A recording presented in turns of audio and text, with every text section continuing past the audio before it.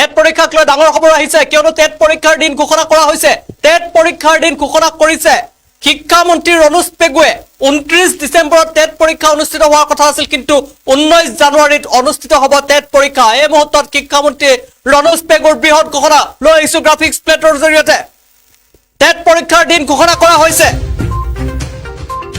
পৰীক্ষাৰ্থীসকলৰ বাবে এই খবৰ লৈ আহিছো টেট পৰীক্ষাক লৈ ডাঙৰ খবৰ 19 জানুৱাৰীত অনুষ্ঠিত হ'ব টেট পৰীক্ষা শিক্ষামন্ত্ৰী ৰনোজ পেগুৰ বৃহৎ ঘোষণা 29 ডিসেম্বৰত অনুষ্ঠিত হোৱাৰ কথা আছিল টেট পৰীক্ষা গুৱাহাটী উচ্চ ন্যায়ালয়ে জাৰি কৰিছিল স্থগিতাদেশ পাঠ্যক্ৰমত গণিত অন্তৰ্ভুক্ত কৰাক লৈ উচ্চ ন্যায়ালয়ৰ কাষ চাপিছিল একাংশ শিক্ষাৰ্থী পুনৰবাৰ জনাইছো ঘোষণা কৰা হ'ল টেট পৰীক্ষাৰ দিন টেট পৰীক্ষাক লৈ ডাঙৰ খবৰ টেট পৰীক্ষাৰ দিন ঘোষণা কৰা হৈছে অৱশেষত জল্পনা কল্পনাৰ অন্ত পৰিছে 19 জানুৱাৰীত অনুষ্ঠিত হ'ব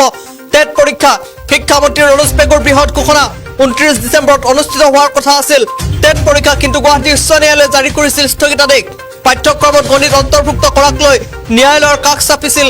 একাংশ শিক্ষাৰ্থী আৰু তাৰ পিছত আজি ঘোষণা কৰা হৈছে টেট পৰীক্ষাৰ দিন এই খবৰ জনাই আছো টেট পৰীক্ষাক লৈ ডাঙৰ খবৰ 19 জানুৱাৰীত অনুষ্ঠিত হ'ব টেট পৰীক্ষা শিক্ষামন্ত্ৰী ৰনোজ পেগুৱে ঘোষণা কৰিছে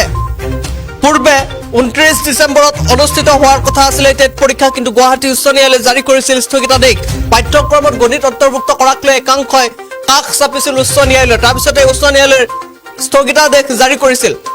আৰু আজি শিক্ষামন্ত্ৰী ৰনোজ পেগুৱে ঘোষণা কৰিছে 19 জানুৱাৰীত অনুষ্ঠিত হ'ব টেট পৰীক্ষা